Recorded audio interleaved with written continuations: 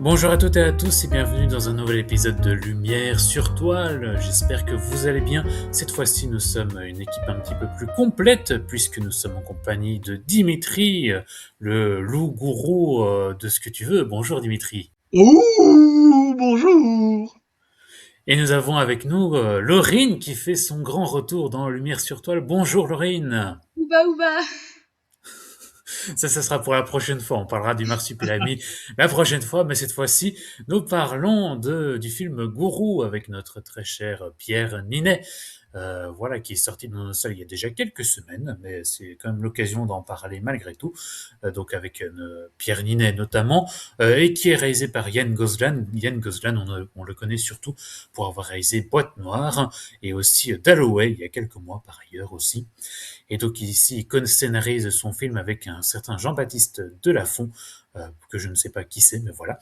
Donc dans ce film, on suit Pierre Ninet, qui joue le rôle de Mathieu Vasseur, qui est un petit peu un coach en développement personnel, et qui en fait est marié, enfin il est en couple avec une certaine Adèle, jouée par Marion Barbeau. Et donc voilà, ils vivent leur vie de rêve, tout se passe bien pour le mieux. Sauf que doucement, il y a déjà un fan du nom de Julien, joué par Anthony Bajon, qui va déjà s'immiscer dans la vie de ce Mathieu Vasseur.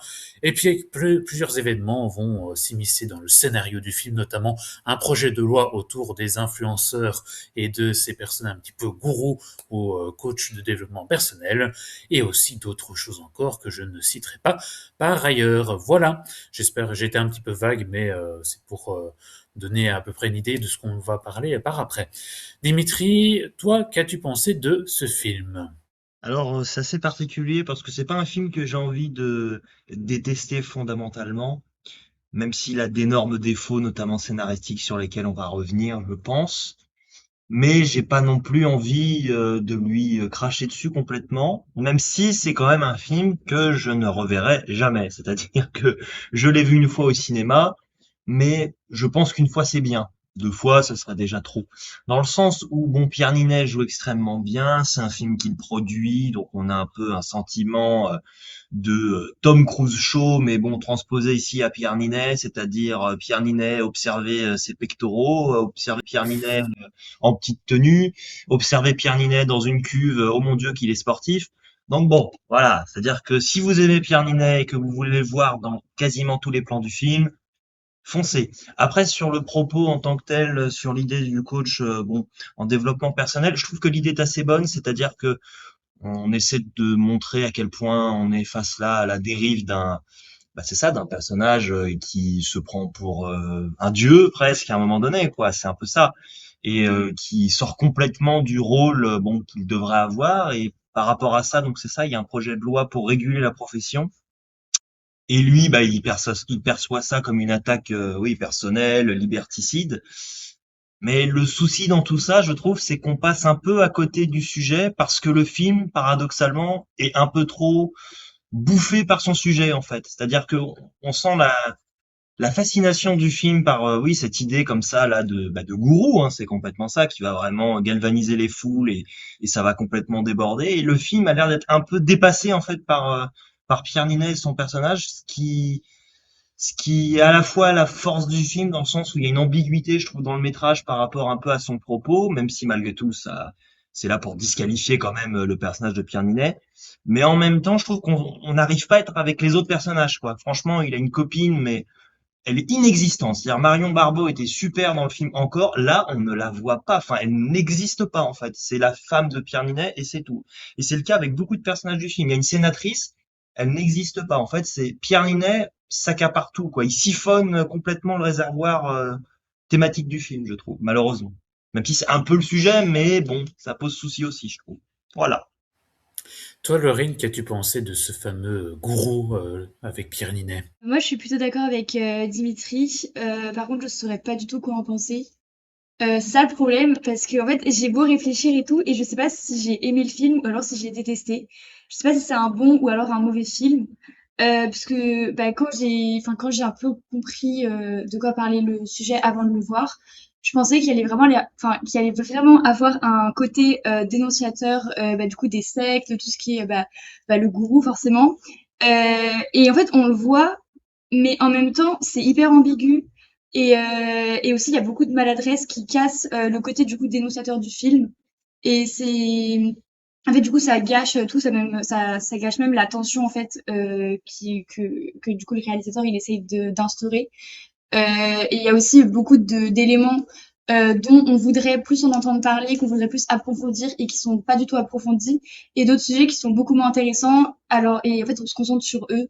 Donc, c'est pour ça que je trouve que le film il est vraiment, enfin, c'est vraiment compliqué de d'avoir un avis clair dessus. Moi, je suis tout à fait d'accord aussi avec Laurine. C'est vrai que quand je suis sorti du cinéma, quand je l'ai vu il y a quelques semaines déjà, j'en suis ressorti un petit peu mitigé parce que, enfin, je ne savais pas trop quoi en penser parce que comme tu l'as dit, Dimitri, c'est vrai que Pierre Ninet, bah, il sait très bien jouer, mais ça, on le savait déjà via le film Monte Cristo dont on a parlé ici. Mais le problème, c'est que c'est un film qui, je trouve, est, je pense, tellement phagocyté par Pierre Ninet. Donc, c'est Pierre Ninet produit, Pierre Ninet a eu l'idée du film, Pierre Ninet joue dans le film. Voilà, je trouve que c'est un peu tomber dans des logiques comme ça de production, de je produis tout, je joue dans mon film. Euh, voilà, je suis pas très fan de l'idée. Et voilà, comme tu l'as dit, c'est un peu tombé dans du Tom Cruise, ou si je prends des plus vieilles références, des vieilles références, ça serait un peu du Alain Delon qui fait un film avec Alain Delon, produit par Alain Delon, ou dans lequel enfin, que Alain Delon a écrit aussi, etc. Donc déjà, je trouve ça c'est ennuyeux. Et puis comme l'a dit Laurine, le problème c'est que on s'empare d'une thématique qui est intéressante, c'est le coaching personnel, c'est les gourous, c'est un peu le côté sectaire. Et le début marche bien, je trouve. T'as une scène d'intro qui est assez chouette avec justement Anthony Bajon qui est mis en lumière et le personnage de Pierre Ninet qui est mis aussi en lumière de savoir comment fonctionne une conférence menée par ce fameux gourou, comment ça fonctionne, comment il arrive à entraîner des membres dans son clan et comment il arrive à les faire revenir à chaque fois à chacune des conférences. Ça, c'est assez intéressant. Mais le problème, c'est que le film se perd tellement dans plein de choses avec cette histoire de projet de loi qui est abordée au début du film et qui est après totalement délaissée pour qu'on en reparle un chouïa un tout petit peu à la fin, mais sans aucune importance, ce qui est un peu dommage. Et puis après, voilà, finalement, ça se transforme en un truc un peu paranoïaque où Pierre Ninet commence à douter un peu de tout le monde. Mais voilà, c'est Pierre Ninet face aux autres et les autres personnages n'ont aucune existence en fait. Hein. Voilà, que ce soit sa femme Marion Barbeau n'a aucune existence. Anthony Bajon, son fan, oui, un petit peu. Mais par exemple, son frère, pareil, on en entend à peine parler un petit peu au début, puis après, totalement délaissé. Et voilà, ce qui fait que c'est un film qui laisse un peu indifférent, avec en plus une fin, sans en dire plus, mais qui est ouverte, et qui, moi, je trouve, est totalement ratée. Mais ce qui fait que voilà, ça laisse totalement indifférent. Enfin, moi, je trouve que c'est un film qui aurait pu être tellement mieux, mais qu'on nous a tellement survendu avec toutes les campagnes marketing et de promo autour du film que voilà, on en ressort un petit peu déçu.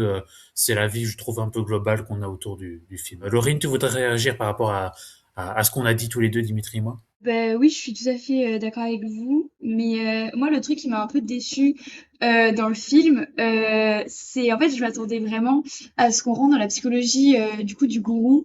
Et en fait, qu'on sache pourquoi, en fait, pourquoi et comment il est devenu gourou, qu'est-ce qui l'a poussé à du coup sûrement se lancer dans les réseaux pour faire du développement personnel et comment ça a dérivé en secte. Et en fait, le fait qu'on entre directement dans le côté sectaire, c'est bien. Enfin, moi, j'ai bien aimé le début du film, mais je pensais qu'il allait y avoir des flashbacks ou en tout cas qu'on allait comprendre pourquoi, enfin, comment il est devenu comme ça.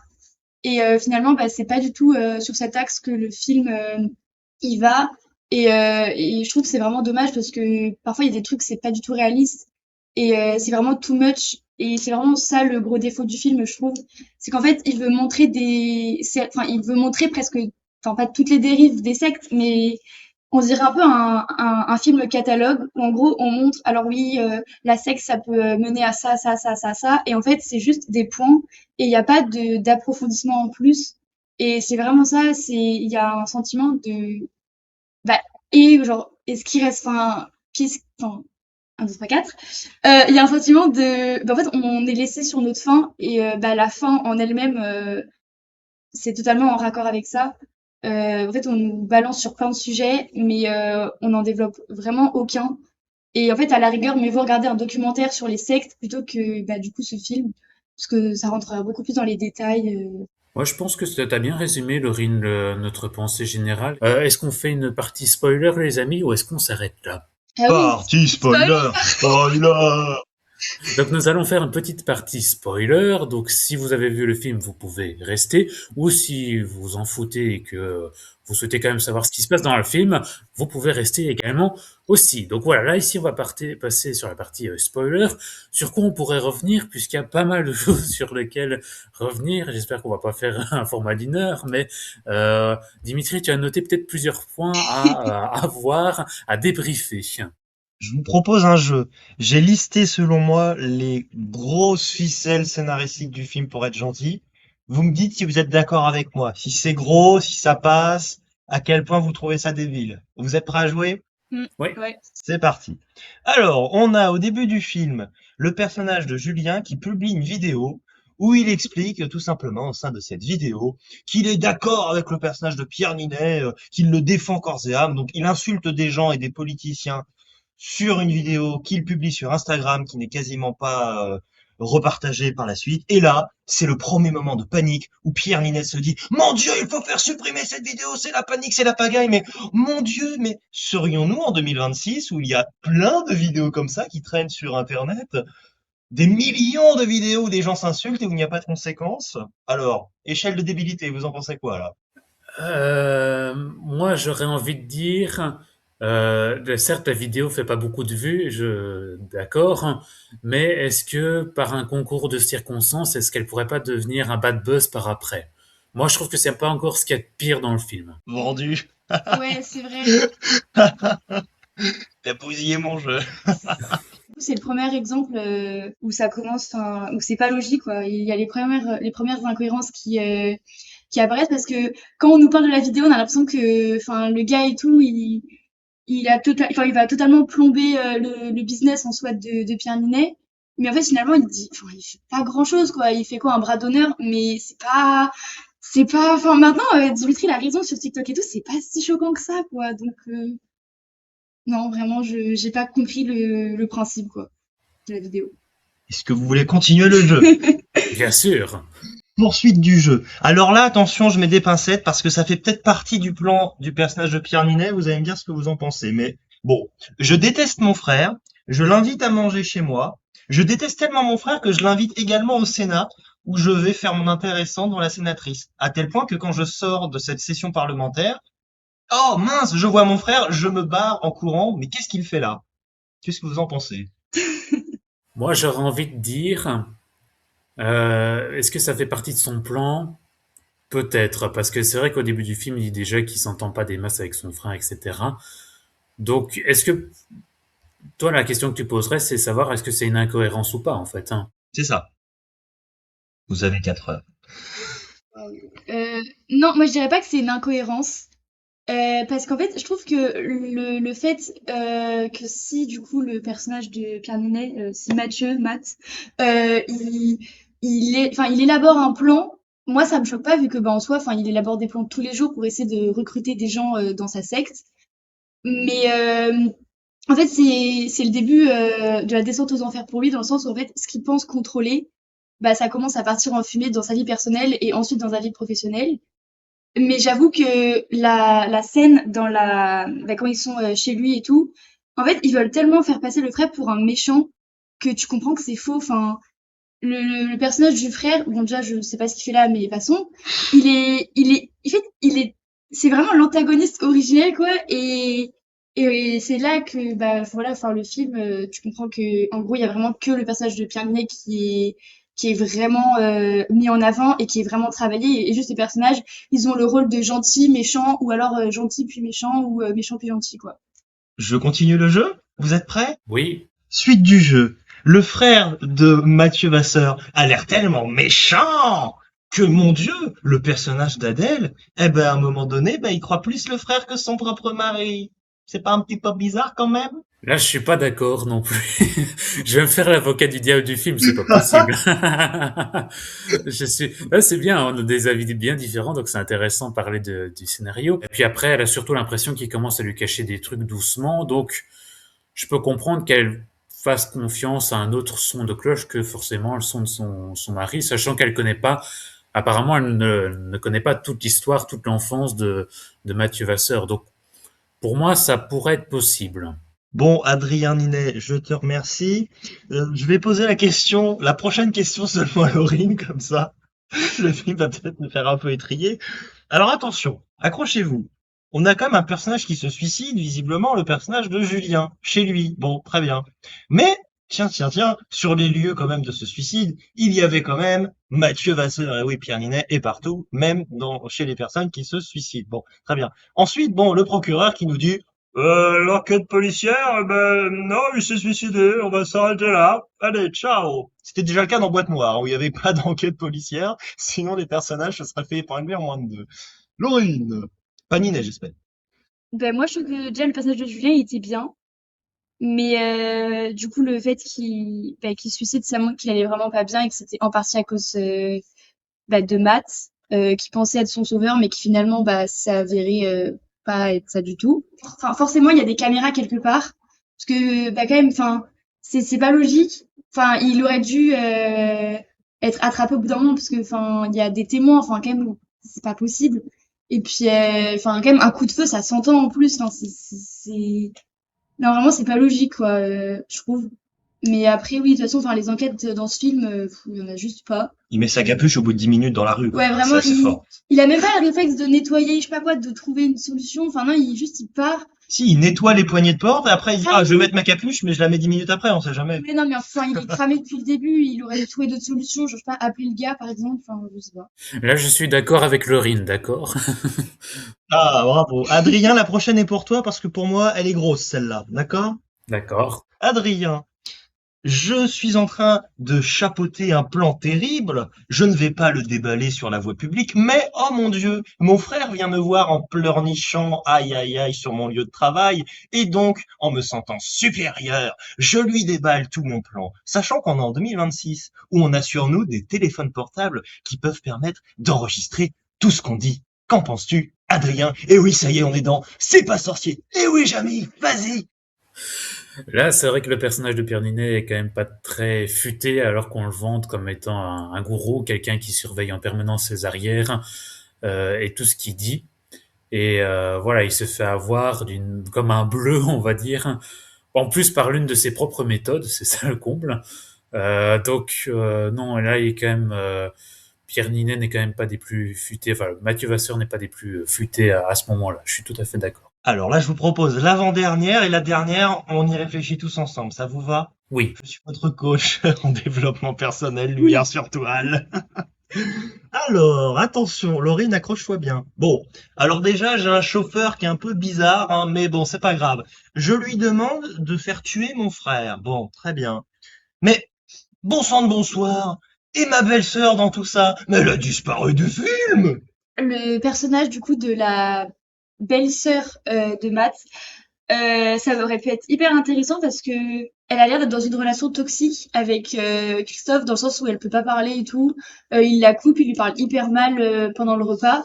Et même dans les scènes un peu après, enfin dans les 2 autres secondes où on la voit, elle a le droit de rien dire, donc ça aurait été intéressant de voir peut-être je sais pas, sa prise de parole, son opinion dans tout ça, alors que non, elle est totalement effacée et enfin elle est même pas là pour l'enterrement. Enfin il y a même pas d'enterrement en soi, je crois, je sais plus. Non, Non, il y a pas d'enterrement. Bon ben voilà. il n'est pas Voilà, mort. il est pas mort. Enfin elle est même pas là pour la reconnaissance du cadavre, alors que c'est quand même son mari.